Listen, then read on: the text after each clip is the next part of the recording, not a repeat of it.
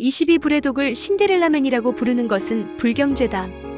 가족들과 함께 신데렐라맨을 보고 나오는데 집사람이 내게 말했다. 당신 좋아하는 러셀 크로우 영화인데 실망시키지 않아서 좋겠네. 이 영화 보기 전에 본 영화 가운데 가장 감동적이었던 것이 바로 러셀 크로우 주연의 글래디에이터였다. 이에 필적할 만한 것으로 내가 인정하는 영화로 브레이브 하트가 있다.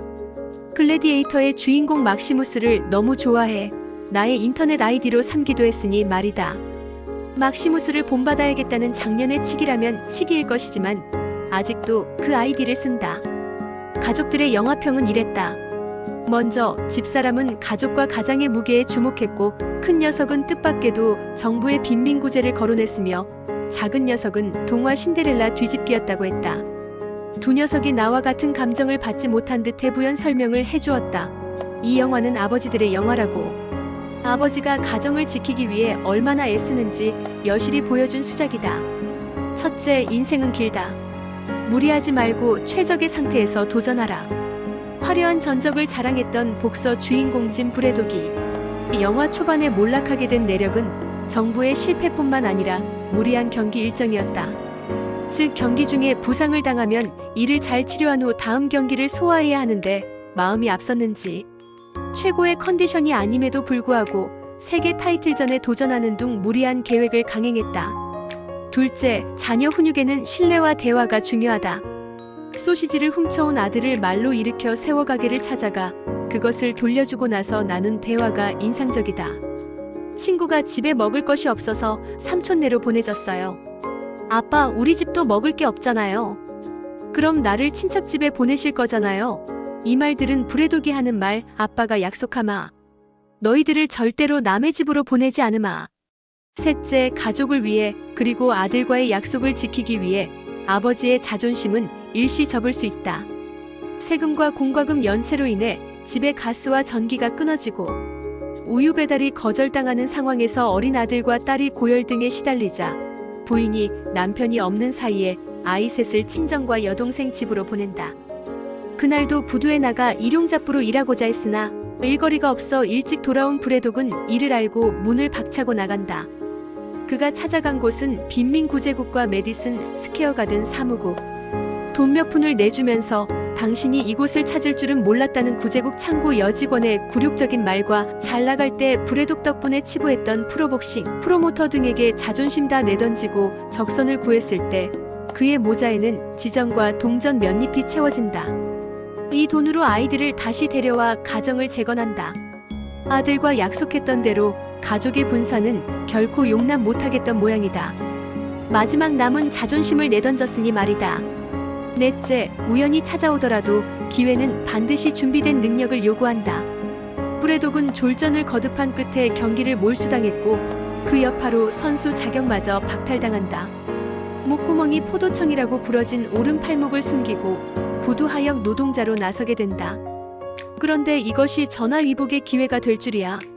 왕년의 매니저 존이 다음날의 게임 데이터를 찾다가 브레독에게 기회를 주게 되는데 의외로 브레독이 상대방을 때려 눕힌다.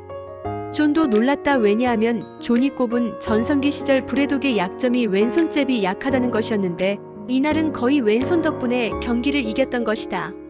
의아해하는 존에게 브레독이 말한다. 부두에서 일하면서 왼손을 주로 썼다고. 그렇다. 인생 역전으로 부두 일용직 노동자로 전락해 부러진 오른손을 대신하고자 왼손을 열심히 사용한 것이 다시 잡은 글러브의 레프트 훅을 보강시켜준 것이다. 실패의 나락을 헤어나지 못할 때일수록 훗날을 위해 자신의 약점을 보완해 두어야 한다. 다섯째, 겁먹지 말고 상대를 분석하자. 마지막 피날레를 장식하는 헤비급 챔피언 베어와의 결전은 목숨을 건 도박이었다. 오죽했으면 여론이 이 게임을 예정된 죽음의 경기로 점치면서 게임을 중지시키려 했을까마는 프로모터가 얄팍한 면피용으로 계약서를 꾸미려 한다. 이 자리에서 챔피언의 지난 경기 필름을 보여주게 되는데 앞서 두 도전자는 모두 라이트 훅 연타를 맞고 링 위에서 즉사했다. 이를 두고 매니저 존은 브레독에게 공포심을 조장하게 될까봐 영사기를 중지하라고 소리 지른다. 그러나 브레독은 무서움을 느끼면서도 거듭해서 경기 필름을 숙지한다. 그래서는 실제 대결의 마지막 부분에 상대방이 라이트 훅을 강하게 날려 브래독이 로프에 밀리는 순간 그의 머릿속에는 이성을 잃은 상대방이 습관대로 다시 한번 라이트 훅을 날릴 것이란 것을 기억해낸다. 그 다음 동작은 달려드는 챔피언에게 거의 본능적으로 크로스 카운터를 날린다. 결과는 심판 전원일치 판정승. 미국 프로복싱 역대 최고의 챔피언 타이틀 매치로 기록된다. 여섯째, 부인의 지원이 절실하다. 남편인 브래독의 경기를 한 번도 참관한 적이 없는 부인은 브래독에게 있어서 최고의 지원자다. 남편이 맞는 것이 자신이 맞는 것과 같이 느껴져 링 근처에는 얼씬도 않은 와이프이지만 마지막 경기를 앞두고는 처절한 심정이다. 누구 하나 자기 남편이 이기리라고 얘기하는 사람이 없다. 아니, 이기는 것은 고사하고 남편이 링에서 마지막을 고하게 될 것이라는 압박이 강하게 전해온다. 그녀는 절규한다. 이제까지는 집에서 당신의 승리를 기도했지만 이번에는 그렇게 하지 않을 거예요. 당신이 나의 기원 없이 이길 것 같아요? 이번 게임은 절대로 안 돼요. 당신을 잃을 수 없어요. 차라리 다리를 부러뜨리든지 손목에 부상을 입혀 경기에 나가지 마세요. 이런 심정을 얘기했던 부인이지만 자기 남편이 어느새 1930년대 미국대 공황기에 전 미국 노동자의 우상이자 희망이 되어버렸음을 알고는 남편을 응원하기로 마음먹는다. 그래서 내가 심적으로 돕지 않으면 당신은 못 이겨요라며 경기장으로 나가는 브래독의 마음을 가볍게 해준다. 이 영화가 감동적인 것은 그것이 실화에 입각한 반전이 있었다는 점도 기여했다. 즉, 가정을 지키기 위해 혼신의 힘을 다하는 브래독이긴 하지만 질 것이 뻔하게 느껴지는 화면 분위기 속에서 정말로 기적이 거듭 일어나 브래독이 타이틀을 거머쥐게 되는 반전의 연속이 일어난다는 점이다. 여기에 가끔 선보이는 매니저와 브래독의 유머도 한몫 거둔다. 이전에 이런 류의 영화로는 단연 로키가 최고였다. 그러나 로키 마르시아노도 위대했지만 브래독의 복싱 인생은 더욱 실감나고 더더욱 위대하다.